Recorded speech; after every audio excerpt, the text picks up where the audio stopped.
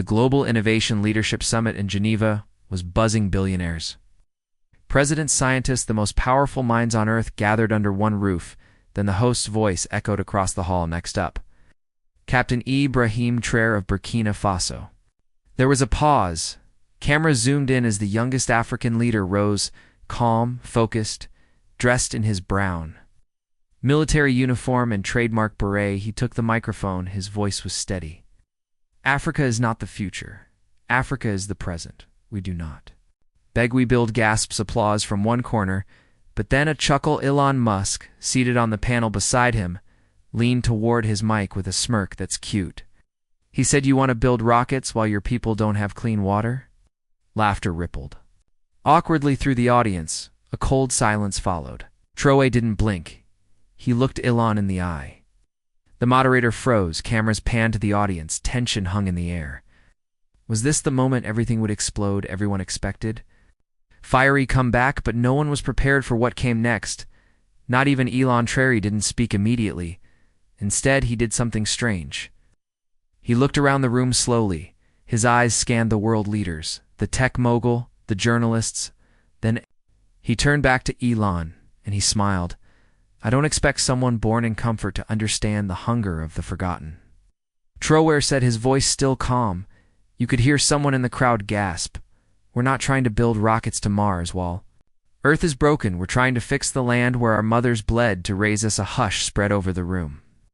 You mock thirst, he continued, but you've never stood in line with a jerry can under the sun praying a government truck brings water. I have. I still remember the faces of those children I lead because of them. The camera cut to Elon. His smirk was gone. Suddenly applause erupted from one section of the crowd, then another, and another. Tears welled in the eyes of a few African delegates. The host looked shaken, and yet Traoré's voice hadn't risen once. He looked not angry, but proud still. The drama wasn't over, not even close. As the clapping died down, a woman stood up in the third row, elderly, wearing traditional African cloth. She wasn't a delegate. She wasn't part of the summit. No one knew who she was. Security moved in, but Traoré raised a hand, gently let her speak. Said she was trembling. My son died trying to cross the Sea of Europe. She said softly, he believed. Africa had no future, he believed. We were forgotten. The room froze even. Elon lowered his eyes. But today, hearing you, she said, tears streaming, I feel like got a piece of him back. You reminded me why we matter. Traoré stepped down from the panel and hugged her. Cameras flashed. The video feed went global. Social media exploded. This wasn't a debate, one tweet read. This was a resurrection of dignity. But behind the curtains, Elon Musk wasn't done. He leaned toward his assistant and whispered something. What? Elon did next. Wasn't just surprising, it was dangerous, and it would change the story in ways no one expected. Behind the bright lights and live cameras, Elon leaned close to his assistant. His smile was gone. I want every major outlet to cut this clip now. His assistant blinked, but it's trending worldwide. Exactly, Elon growled. I won't let some soldier from Burkina Faso lecture the world. Like that. Meanwhile, Traoré stood backstage, unaware of the firestorm brewing. An aide approached him with a phone. Sir. Twitter, Instagram, even TikTok. Your clip is everywhere. People are crying. Schools in Kenya, Sudan, Haiti.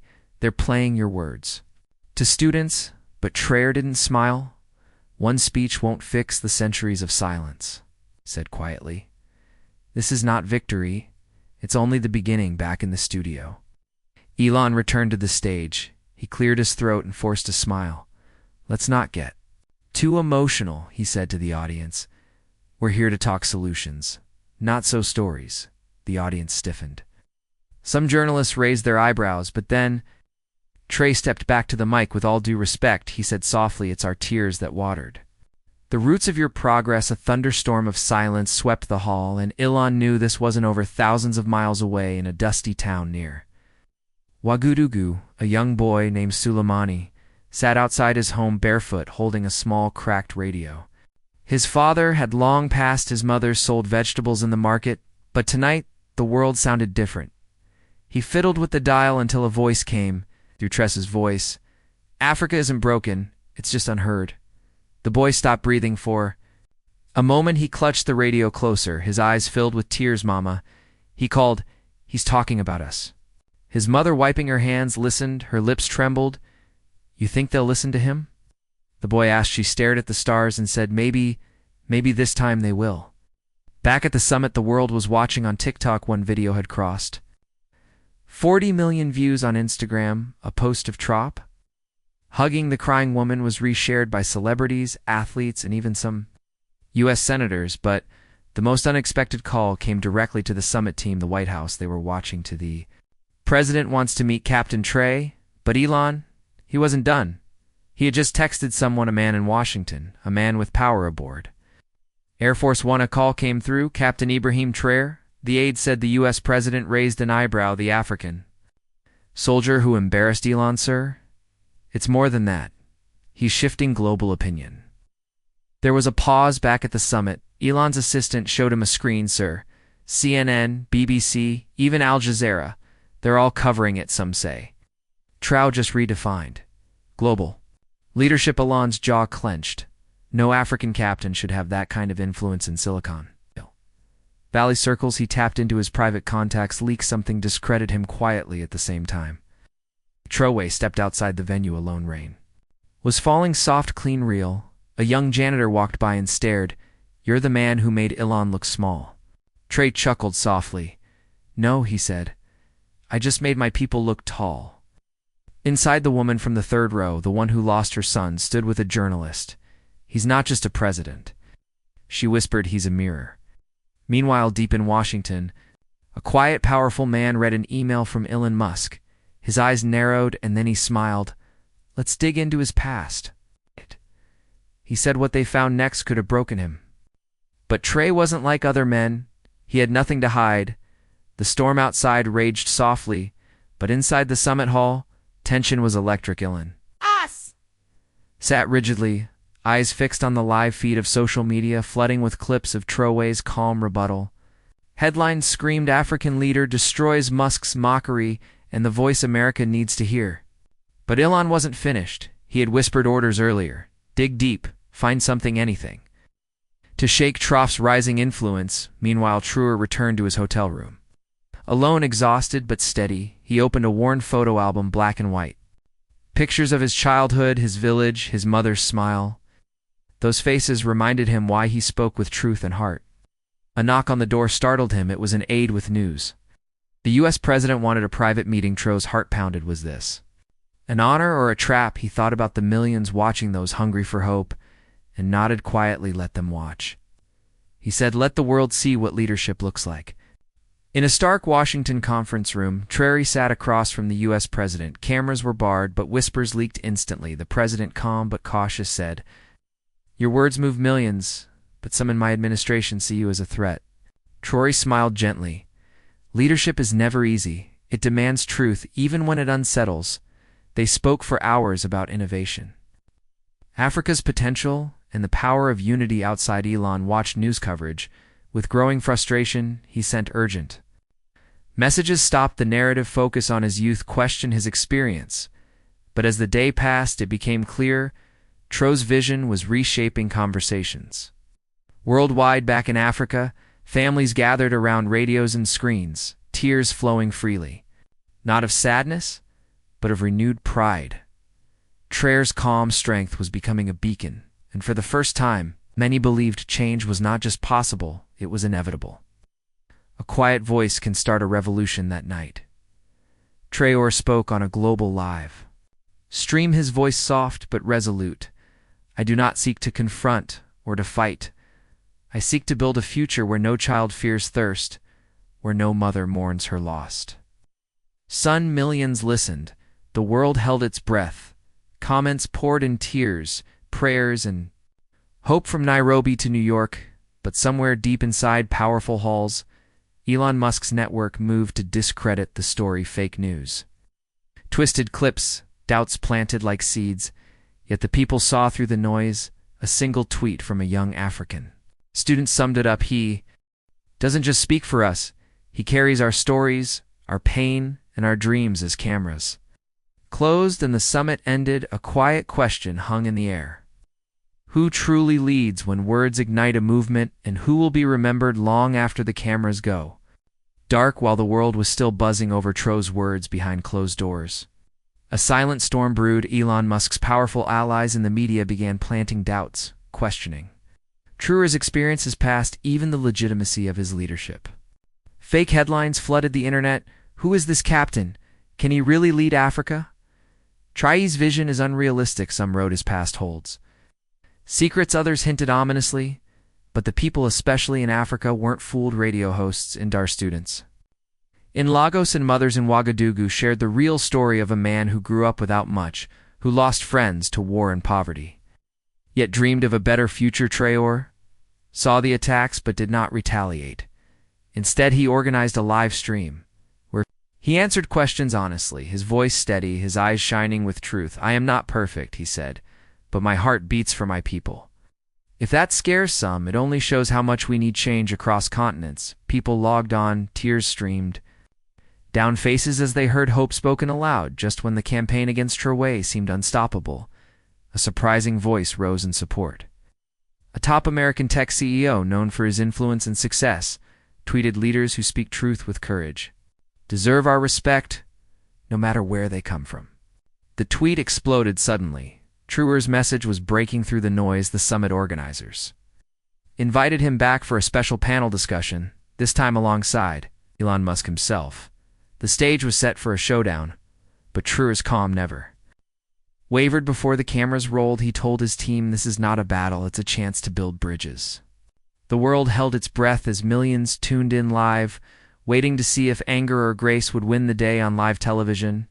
Elon Musk smirked, ready with another jab, but Traoré's gaze was steady, unshaken, with measured words.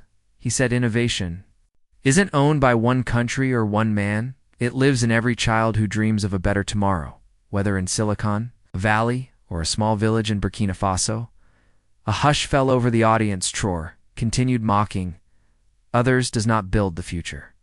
Listening and learning, does. Suddenly the atmosphere shifted instead of a clash. The conversation became a lesson in humility and respect as the panel ended. The applause was thunderous, felt not just in the room but across screens worldwide. Elon's expression softened, a rare moment of reflection. Millions witnessed the power of calm strength, and many cried not from sadness but from hope. News of the summit's panel spread like wildfire. Every major news outlet covered the exchange. Every social media platform buzzed with clips of Traoré's calm strength in small villages in Burkina Faso. Children gathered around old radios, their eyes wide with hope as their parents recounted the moment. Their leaders spoke with courage and grace on the world's biggest stage. Meanwhile, in the United States, classrooms debated Traoré's vision. Teachers used his words to inspire lessons about respect and global unity. But not everyone was pleased. Some politicians dismissed the moment as a passing headline, while others quietly questioned how a young African leader could captivate the world's attention so thoroughly. Traoré, however, remained focused on what truly mattered: the people who believed in his dream. He wrote a heartfelt letter to the summit's viewers. "This is not about me. It is about us. All the future we build together, the hope of every child who dares to dream." Tears flowed freely as millions read those words, feeling the weight and warmth behind them. Despite the soaring support, the weight on Traoré's shoulders grew heavier by the day. Each morning he awoke to news of new challenges. Skeptics pushing back old systems, resisting change, and the pressure of representing millions who needed him to succeed. One night alone in his office, he stared at a photo of his late father, a humble farmer who never imagined his son would stand on such a stage. His voice broke as he whispered, "I must not fail." The tears that came then were different, quiet, raw, and filled with the fear of disappointing those who had placed their hope in him. But in that moment, he remembered his mother's words from childhood: "Strength is not just about fighting, my son. It is about standing tall when the world expects you to fall the next day." Traoré emerged with renewed determination, ready to face whatever came next. The world was watching, and he was ready. At the United Nations, Traoré stood before a packed assembly. For the first time, his speech was simple yet powerful. "We live in a world connected by dreams, not borders. Africa is not asking for charity or pity. We are offering partnership, innovation, and hope." He called on world leaders to invest in Africa's young minds, its startups, and its bold ideas. The room erupted in applause, some standing, others wiping away tears. Traoré's message was clear. True progress requires respect, collaboration, and listening news. Anchors called it a defining moment of modern diplomacy. While millions at home cheered for the first time, many felt the tides turning, and for Traoré, this was only the beginning. The night before Traoré's biggest speech, the world seemed to hold its breath in a quiet hotel room far from the dazzling lights. He sat alone with his thoughts. He thought of his childhood, running barefoot through dusty streets. The nights without electricity, the faces of those he wanted to help. His heart was heavy, but steady. He wrote a letter to his people, a letter he didn't plan to read aloud, but to remind himself why he must be strong. If my voice falters tomorrow, no, it's because I carry the hopes of millions on my shoulders, but I will speak not for myself, but for every child who dreams of a better day. Tears streamed down his face, not from weakness, but from the weight of love and responsibility. That night sleep came reluctantly. The future waited. The day of the summit arrived. The grand hall was filled with the world's most powerful leaders, innovators, and media. When Traoré stepped to the podium, silence fell. His voice was calm, but every word carried the fire of a man who refused to be ignored. Africa is not a problem to be solved, but a continent of solutions waiting to shine. Innovation lives in our labs, in our schools, in our hands. He spoke of hope, of unity, of a future where collaboration replaced condescension. As he spoke, many in the audience wiped tears, moved by the raw honesty. When he finished, the applause was not just polite, it was a standing ovation that echoed beyond the walls. This was not just a speech, it was a declaration of dignity and dreams. After the speech, millions watched the moment, replayed again and again. Traoré's calm strength had shifted. Something profound, not just in politics or technology, but in hearts. He had shown the world that true leadership is not loud insults or empty boasts. It's quiet courage, unwavering hope, and deep respect. And now the story is in your hands. If you felt the power of Traoré's journey, if his strength moved you, please join the movement. Subscribe to this channel for more stories that inspire and challenge the world's views. Like this video if you believe in the power of dignity and hope, and most importantly, comment below, share your feelings, your dreams, or how this story touched you.